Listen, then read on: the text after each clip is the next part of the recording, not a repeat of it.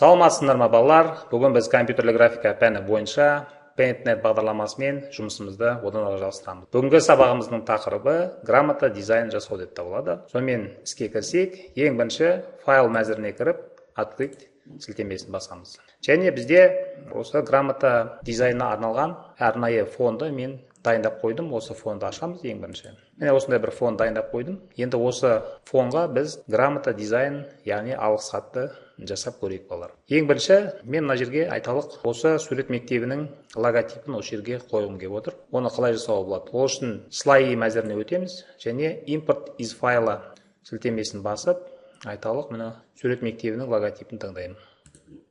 Және открыть батырмасын басамын.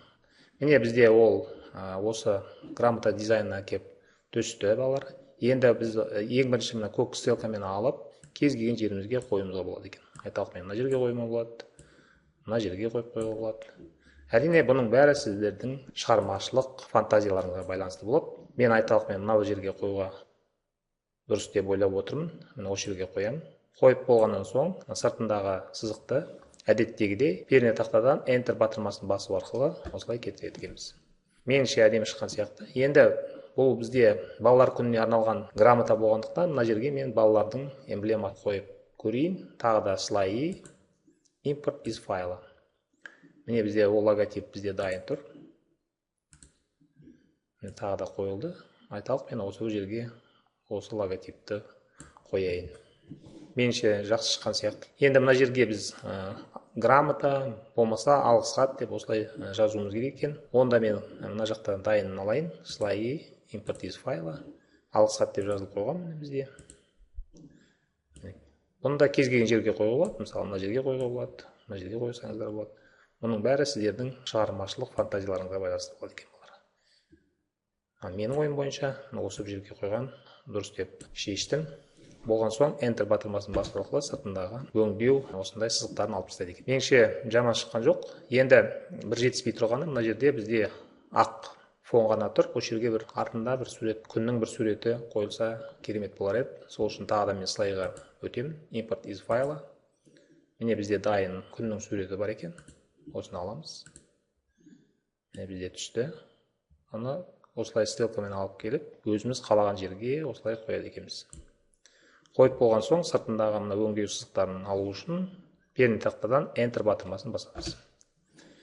Міне бізде грамота дизайны былайша айтқанда дайын болды. Енді тек бізге мына жерге текст, мәтін теру керек. Мәтін теру сіздер білесіздер. Ол үшін құралдар тақтасына өтіп, мәтін теру құралын таңдаймыз.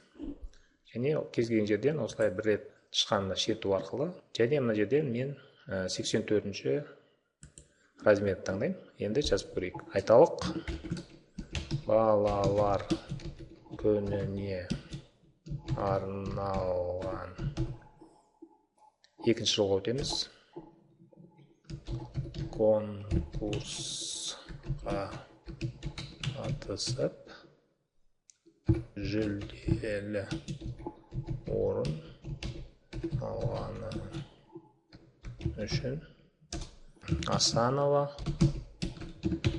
Айгерім марапатталады. Айталық мен осылай бір мәтін тердім. Енді бізде қараңыздар, бұл жерде бәрі сол жаққа осылай текст теріп тұр екен. Мен бұны дәл ортаға аламын. Міне выровнять по центру дегенді аламын. Осылай керекті жеріме қояды екен. Міне осылай меніңше жақсы шықты деп ойлаймын. Енді мына жерде мектеп директорын жазып көрейік. Мектеп директоры Абдиков М. Мына жерге мектеп директор бізде қол қояды екен. Және мына жерге өзінің печатын. Астында бізде жылды жазып қойып, 2020 жыл деп қоямыз.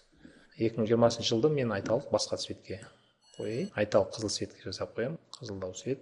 Әдемі қызыл цвет таңдайық. Міне балалар, осымен біздегі грамота дизайны дайын болды. Өздеріңізде дәл осындай грамота жасауларыңызға болады. Бұл жерде айта кететін бір жағдай, мына суреттердің бәрі, мына жерде тұрған суреттердің бәрі, бұлар PNG форматында тұрған суреттер. Яғни артқы фоны осындай бір мөлдір қабатта орналасқан суреттер екен. Сондықтан бұлар кез келген жерге қоюға мүмкіншіліктері болады. Бұл жерде JPEG форматындағы суреттер қоюға болмайды, өйткені JPEG форматында артында бізде ақ фон міндетті түрде жүретін болады. Оларды тек осындай ақ фонға ғана қоюға болады, ал мынандай кез келген жерге тек PNG форматында болмаса TIFF форматында жасалған суреттерді ғана пайдалану керек. Осыны ескере кетсеңіздер дұрыс болады. Сонымен сіздердің осы жұмыс бойынша сұрақтарыңыз болса, WhatsApp желісі арқылы маған қойсаңыздар болады. Мен сіздерге жауап беруге тырысамын. Сонымен сау саламатта болыңыздар.